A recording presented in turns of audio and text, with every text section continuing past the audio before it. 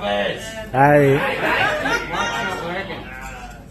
Hang on. It's on flat. Hello. I've got a problem with the mic. Was the mic working when you were using it? Yeah. Oh, you guys can hear me anyway, can't you? I've got a pretty loud voice, so we'll fuck the mic off. Pull this down. So, I've got a mate that's sober, right? And I caught up with him this morning, and he goes to me, "You know what, Carl? You got a drinking problem." Yeah, you got a drinking problem. Like, every time we catch up, you're always drunk.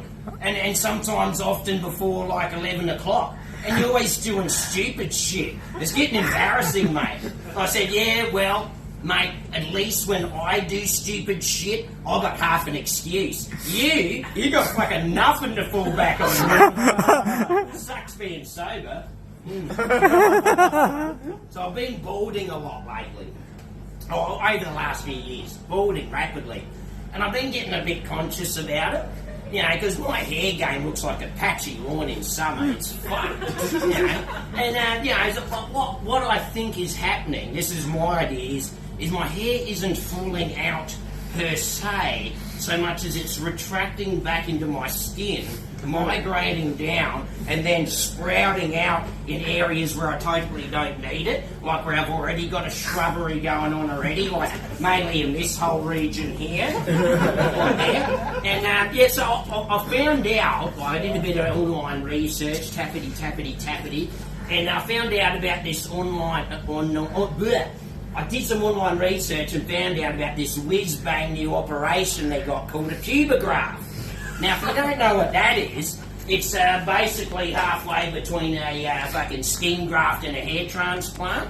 So I'm booked in to get that done. So I'm going to get a few of my excess hairs and put up in me patchy bits. Now, look, I am a little bit worried about how the extra curly hairs here are going to mix in with the surrounding straight ones. Yeah. But fuck it, I'm a comedian, and looking funny's my fucking business. Fucking hell. I'll write them on myself. So I've been working hard lately, because I've been clocking in the extra hours. So I thought I'd go out and I'd spoil myself. I'd go see a nice movie, because I haven't done that in a while. So I went out and seen this nice one called The Menstruation. Great movie. It's a period piece. I wouldn't recommend it if you're squeamish at all, though. It was rather bloody.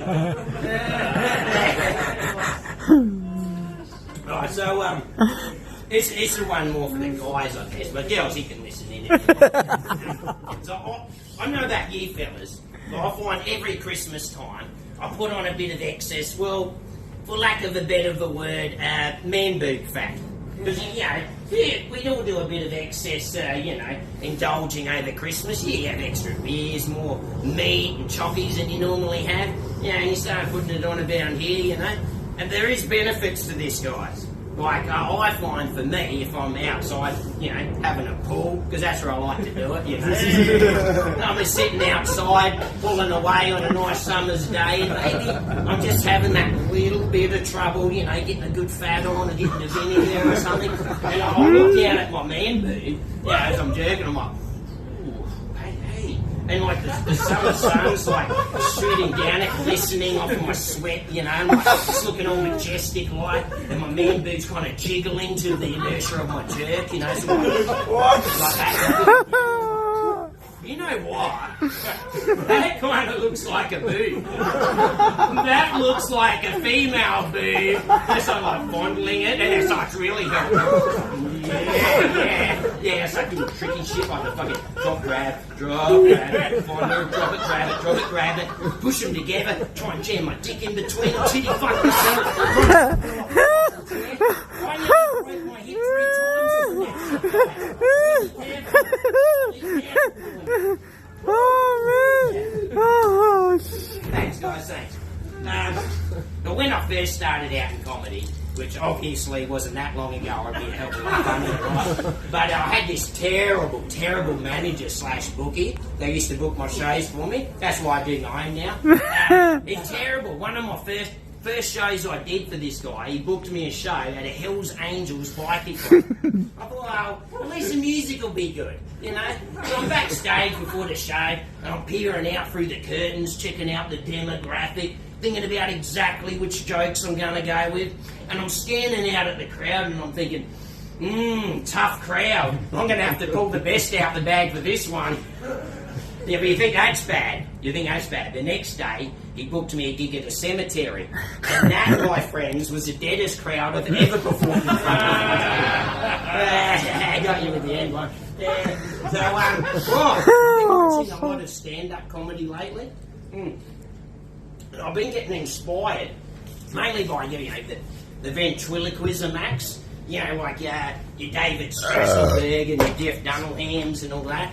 And I've actually gone as far as devising my own puppetry character of sorts. So with no further ado, ladies and gentlemen, I'd like to introduce you to Sucky, the talking sock.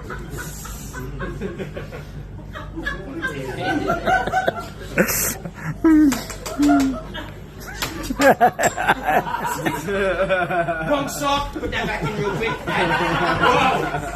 That was actually really embarrassing. Another joke real quick. Anyone here around in the 70s will remember that? No one that wants to admit it?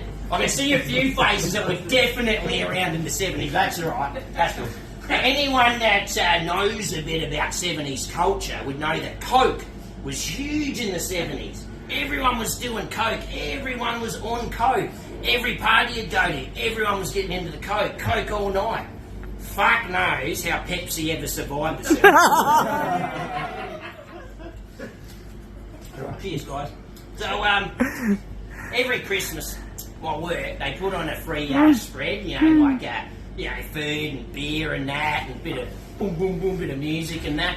And I'm mainly just concerned with the beer. I'm like, mate, free beer, I'm there. I get stuck into it, maybe a little bit too much. All right, I'll confess with you. Look, at the last 3 consecutive work dues, I have got shit myself drunk on the free beers. All right, fucking 4 if you want me to get on. Hey. So it's coming up to the last one.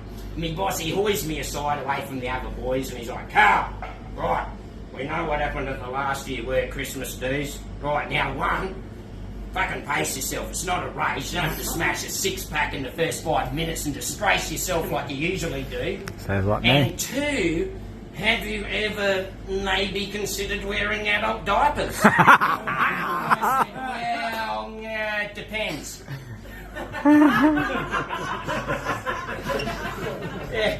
So I caught up with a mate this morning, and I go to him, how you been, mate? And he goes, well, to be honest, Carl, I've had a cunt of a day. I said, well, what do you expect? You are a gynaecologist.